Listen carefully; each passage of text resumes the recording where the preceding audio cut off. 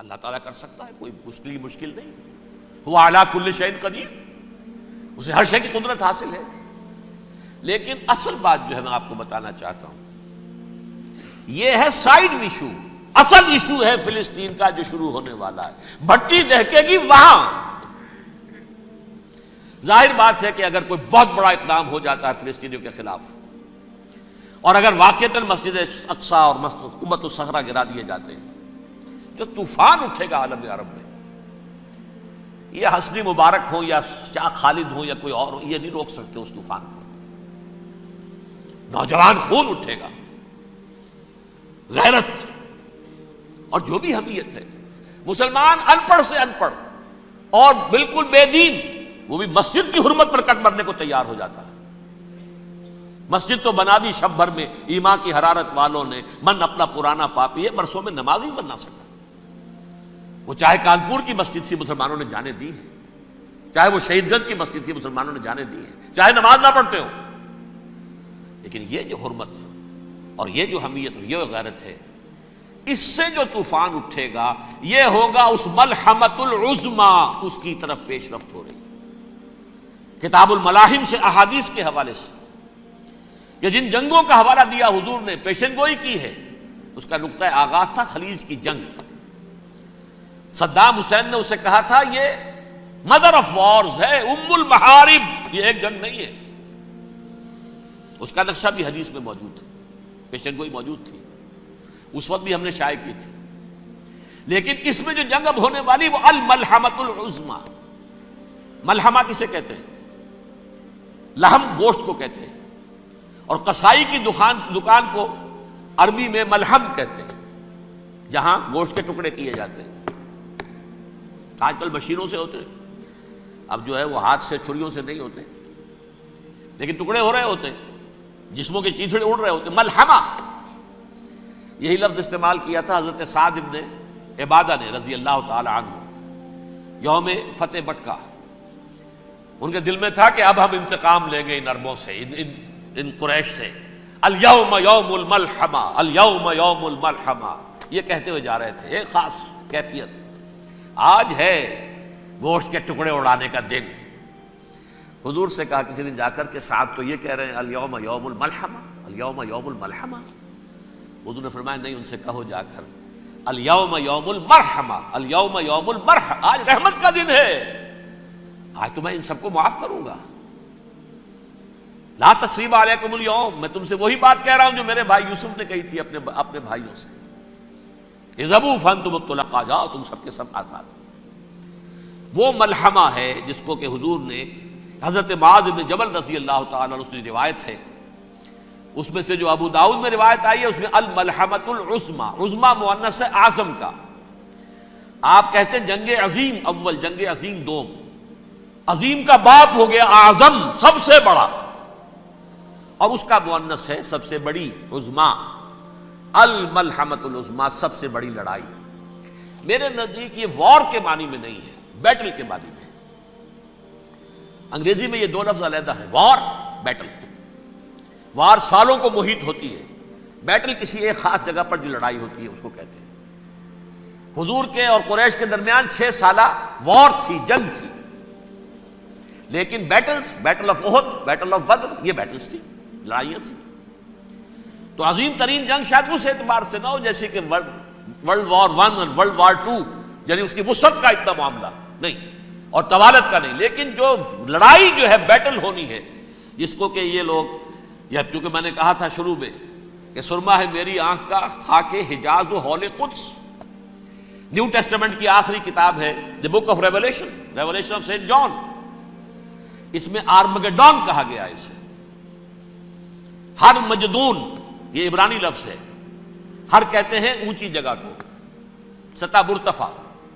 مجدون میگیڈو، میگیڈو ایک وادی ہے، مرتفع، وادی مرتفع. یہ ہے واقع لبنان، اسرائیل اور شام کے درمیان جو ٹکڑا، جو ٹرائنگل بنتی ہے، یہ ہے، یہاں پر بڑی جنگ لڑی جائے گی. اور یہ جنگ صلیب ہوگی جو کہا ہے بش نے، یہ جنگ صلیب. سیکنڈ ملینیم شروع ہوئی تھی تو پہلی صلیبی جنگ ہوئی تھی، تھرڈ ملینیم شروع ہوا ہے، یہ سیکنڈ صلیبی جنگ ہے، یہ کروسیڈ ہے. اور میں اس مرتبہ امریکہ گیا تھا تو پہلی مرتبہ مجھے وہاں ایک رسالہ ملا ٹرمپٹ نام کا. یہ امریکہ کے جو بہت ایکسٹریمسٹ قسم کے پروٹیسٹنٹس ہیں، یہ ان کا رسالہ ہے، اور ان کے بارے میں اب کہا جا رہا ہے وہ کرسچین زائنسٹ ہیں. آپ شاید پہلی مرتبہ یہ لفظ سن رہے ہوں. زائنسٹ تو ہم سمجھتے ہیں یہودیوں کو، کرسچین زائنسٹ وہ ہیں جو ہیں تو عیسائی پروٹیسٹنٹس ہیں، لیکن اسرائیل کے وہ حمایتی یہودیوں سے بڑھ کر ہیں. یہ میری کسی پہلی تقریر میں شاید بہت سے حضرات کو یاد آ جائے، میں نے کہا تھا 4 سال پہلے ہمارا تنظیم اسلامی کا ایک کنونشن ہوا تھا ہیوسٹن میں، امریکہ کا جنوبی علاقے کا شہر ہے. ایک سیشن اس میں ہم نے رکھا تھا انٹرفیتھ، ایک عیسائی کو بلایا تھا، ایک یہودی بہت بڑا وہاں کا عالم ہے اس کو بلایا تھا. اس یہودی عالم نے ڈاکٹر وشوگراڈ، جو وہاں کی یونیورسٹی میں پروفیسر ایمیریٹس ہے، اس نے کہا تھا کہ یہ اسرائیل کو تو سپورٹ کر رہے ہیں عیسائی، ہم تو نہیں کر رہے. جو پریکٹسنگ یہودی ہیں وہ زیادہ اسرائیل کے حق میں نہیں تھے، یہ تو سن 67 کے بعد انہوں نے اسرائیل کو تسلیم کیا ہے. وہ تو منتظر تھے کہ ہمارا مسیحا آئے گا تو اس کی قیادت میں جنگ کریں گے، جیسے شیعہ منتظر تھے کہ مہدی موعود آئیں گے تو پھر ہم کچھ کریں گے. وہ امام خمینی نے کہا بھائی جب وہ آئیں گے آ جائیں گے، لیکن ہم کچھ راستہ کے لیے. زائنسٹ نے آگے بڑھ کر ریاست قائم کر لی، اور جب یروشلم پر بھی پورا قبضہ کر لیا تب جو ہے در حقیقت مذہبی یہودی جو ہے پھر انہوں نے اپنایا ہے، اون کیا ہے، اور نئے سیٹلمنٹس جو بھی بنے ہیں وہاں پر اسرائیل میں اس میں اکثر و بیشتر مذہبی یہودی آیا، اور بروکلن کے علاقے سے سب سے بڑھ کر آئے ہیں، جو امریکہ میں نیو یارک کا ایک جنوبی علاقہ ہے، بہت بڑا یہودیوں کا بہت بڑا گڑھ ہے. نیو یارک کو جیو یارک بھی کہا جاتا ہے، وہ تو اصل میں مرکز جو ہے وہ تو یہودیوں کا ہے. اس حوالے سے وہاں پر جو کرسچن زائنسٹ کہلاتے ہیں وہ اسرائیل کے یہودیوں سے بھی بڑھ کر کہیں سپورٹر ہیں. بہرحال اس دوسری صلیبی جنگ کا معاملہ جو میں کہہ رہا تھا ٹرمپٹ نامی رسالہ، اس کا ایک مضمون ہے دی لاسٹ کروسیڈ. اب یہ آخری کروسیڈ ہے جو شروع ہونے والا ہے. میں تو حیران ہوں کس قدر کھل کے وہ باتیں کرتے ہیں. رومن کیتھولکس کو وہ کہتے ہیں کہ یہ شیطان ہے، یہ پوپ شیطان ہے، یہ یورپ کو اس نے جمع کیا ہے کرسچینٹی کی بنیاد پر، اور اس میں زیادہ تر کیتھولکس ہیں. آپ کو معلوم ہے برطانیہ بڑی مشکل سے شامل ہوا ان کے ساتھ، اس لیے کہ وہ پروٹیسٹنٹس کا سردار تھا، ابھی پوری طرح نہیں ہے. یورپ جو ہے وہ رومن امپائر دوبارہ یہ کھڑی کر رہا ہے، اور در حقیقت یہ جو ہے یہودیوں سے بھی چھیننا چاہتے ہیں اسرائیل کو اور فلسطین کو، اور مسلمانوں سے بھی، اور یہ وہی کروسیڈ جو تھے اربن ثانی کے اس کی تیاری کر رہے ہیں تاکہ وہاں پر عیسائی حکومت قائم ہو جائے، کیتھولکس کی پوپ کی حکومت قائم ہو جائے، جیسے ایسٹ تیمور میں کر دی ہے. ایسٹ تیمور میں کون سی حکومت بنی ہے؟ Roman Catholic. رومن کیتھولک اسرائیل میں بنے تاکہ یہ سارے مقامات مقدسہ جہاں اسرائیل پیدا ہوئے، بیت حضرت مسیح پیدا ہوا، بیت الحم کہاں ہے؟ وہی ہے کہ نہیں؟ جہاں سے ریزریکشن ہوا ان کے خیال میں وہ کہاں ہے؟ وہیں پر ہے کہ نہیں؟ بڑے بڑے گرجے ان کے وہی ہیں. تو اس اعتبار سے ان کا کہنا یہ ہے یہ لاسٹ کروسیڈ کی تیاری ہو رہی ہے، یہ کیفور. اور ان کا کہنا یہ ہے کہ یہ پوری طاقت نیٹو کی جو ہے، یہ پہلے جرمنی سے لائی گئی بوسنیا، انہوں نے خود وہاں جنگ کروائی، انہوں نے خود وہاں پر ایتھنک کلینسنگ کروائی، پھر خود مصالحت کے لیے آ گئے، پھر کوسوو میں انہوں نے خود آگ بھڑکائی. یہ میں نہیں کہہ رہا، یہ وہ ٹرمپٹ رسالہ امریکہ سے چھپنے والا پروٹیسٹنٹس کا رسالہ ہے جو یہ کہہ رہا ہے. پھر انہوں نے کوسوو کے اندر کروایا، اور پھر وہ وہاں پر پیس فورس کی حیثیت سے آ گئے. اب وہ میسیڈونیا میں کروا رہے ہیں اور وہاں داخل ہو گئے ہیں. اگلا قدم ان کا سائپرس ہوگا، سائپرس میں ترکوں کو اور وہ گریکس کو لڑائیں گے اور وہاں آ جائیں گے، وہاں سے ایک چھلانگ لگائیں گے اور یہ فلسطین میں پہنچیں گے، اور یہ وہاں پر ایک رومن امپائر، اپنی پرانی رومن امپائر کی طرح کی رومن کیتھولک ریاست قائم کرنا چاہتے ہیں.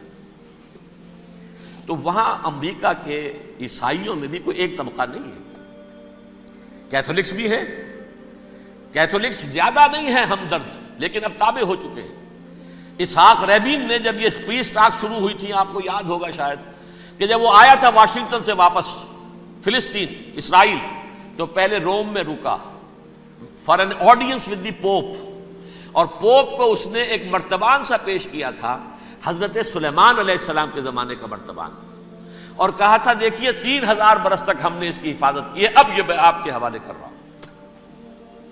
اس کے بعد سے پوپ جو ہے بالکل رام ہو گیا، اور وہ عیسائیوں کے ساتھ اور یہودیوں کے ساتھ ان کا پورا معاہدہ ہو۔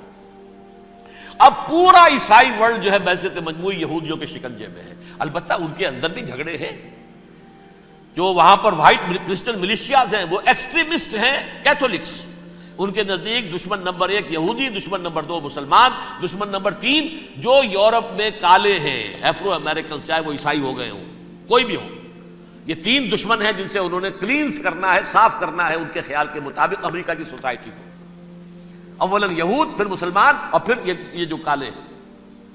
لیکن دوسری طرف پروٹیسٹنٹس کے اندر ایکسٹریمسٹ وہ ہیں جنہیں کہا جا رہا ہے یہ کرسچین زائنسٹ ہیں، یہ اسرائیل سے بڑھ کر سپورٹرز ہیں۔ بہرحال یہ اب جنگ ہوگی، اس کا نتیجہ کیا نکلے گا یہ تو اللہ ہی جانتا ہے۔ اب میں آخری بات کی طرف آ رہا ہوں۔ آخری نتیجہ تو جو بھی کچھ اپس اینڈ ڈاؤنز آئیں گے، تلک الایام نداولها بین الناس، آخری نتیجہ ڈراپ سین وہ یہ ہوگا کہ اللہ کے دین کا بول بالا ہوگا، اور پوری دنیا پر محمد کے لائے ہوئے دین صلی اللہ علیہ وسلم کی حکومت قائم ہوگی۔ وہ گویا قیامت کی تمہید ہوگی، اس کے بعد بس قیامت آئے گی، کیونکہ مقصد کائنات، تخلیق کائنات پورا ہو جائے گا۔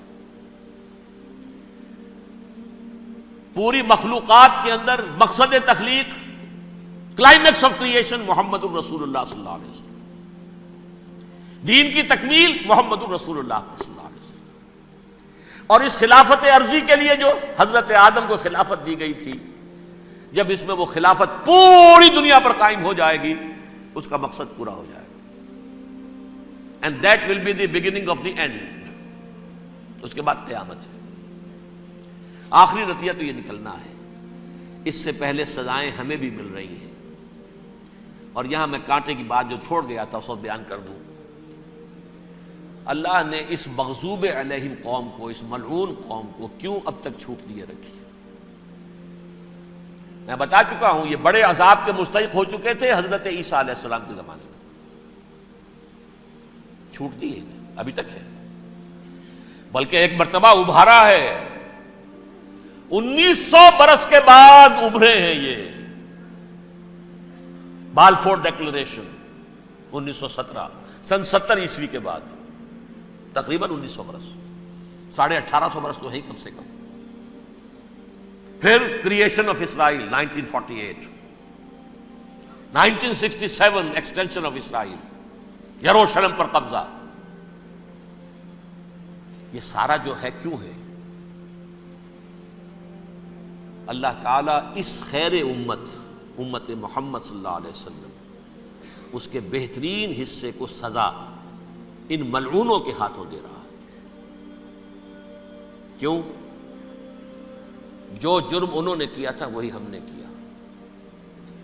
انہوں نے اللہ کی کتاب کو پیٹھ کے پیچھے پھینکا، نبذ فریق من الذین اوتوا الکتاب کتاب اللہ وراء ظہورہم، ہم نے اپنی پیٹھوں کے پیچھے پھینکا کہ نہیں؟ کولونیل رول سے آزاد ہوئے، کہیں اسلامی قانون نافذ کیا، کہیں اسلامی نظام قائم کیا؟ تو جو جرم ان کا تھا وہی ہمارا ہے، اور ہم خیر امت ہیں، اور ہمارے میں سے خیر ترین عرب ہیں، ان پر اللہ کا فضل، ان کی مادری زبان میں اللہ کی کتاب موجود ہے۔ پھر انہوں نے اللہ کے دین کو پیٹھ دکھائی۔ جو ملک آزاد ہوا کولونیل رول سے، یا اس نے قبلہ کر لیا اپنا ماسکو کی طرف، یا کر لیا واشنگٹن کی طرف، کسی نے مکے کو قبلہ بنایا، یہ بدترین سزا ہے۔ ویل للعرب من شر قد اقترب۔ اور ترمذی شریف میں تو یہاں تک روایت ہے، من اقتراب الساعۃ ہلاک العرب، قیامت کے قرب کی ایک نشانی یہ بھی ہوگی کہ عرب ہلاک ہو جائیں گے۔ ایک حدیث میں الفاظ آتے ہیں کہ حضور نے جب کہا یہ ہوگا یہ ہوگا یہ ہوگا، یہ بربادی آئے گی، تو کسی زوجہ محترمہ نام میں بھول رہا ہوں، انہوں نے پوچھا کہ عرب اس دن کہاں ہوں گے؟ فرمایا العرب یومئذ قلیل، بہت کم۔ آخری خاتمہ ہونا ہے یہود کا حضرت مسیح علیہ السلام کے ہاتھوں. وہ عذاب جو 2000 برس تک ان سے ٹلا رہا وہ آئے گا اور ان کے رسول ہی کے ہاتھوں آئے گا. لیکن اس سے پہلے مسلمانوں پر یہ عذاب آ رہا ہے، ہولوکاسٹ کے درجے کا عذاب آ رہا ہے. البتہ ہم پاکستانی اس میں یوں سمجھ لیجئے کہ وہ تو خبریں موجود ہیں احادیث میں، وہاں تو جو ہونا ہے. اتنے انسان مریں گے کہ ایک پرندہ جو ہے اڑتا چلا جائے گا، وہ نہیں چاہے گا کہ نیچے اترے تو کسی لاش پر اترے، اسے جگہ نہیں ملے گی زمین خالی کر کہیں اتر سکے، تھک ہار کر گرے گا، مرے گا تو بھی لاش کے اوپر گرے گا. یہ الفاظ ہیں حضور کے صلی اللہ علیہ وسلم. الملحمۃ العظمی الملحمۃ الکبریٰ، یہ لاسٹ کروسیڈ ٹرمپٹ اخبار نے، میں اس کا فوٹو اسٹیٹ بھی کبھی آپ کو دکھا دوں، ویسے میرے ساتھ ہے وہ رسالہ ٹرمپٹ، دی لاسٹ کروسیڈ، اس کی تیاری ہو رہی ہے. وہ الملحمۃ العظمی اور ملحمۃ الکبریٰ جو ہے وہ آنے والی ہے. ابن ماجہ میں کبریٰ کہا ہے، اکبر کا مؤنث کبریٰ، ملحمہ کبریٰ سب سے بڑی جنگ اور ملحمہ عظمی سب سے عظیم جنگ. یہ ہوگی اور بہت جلد ہوگی.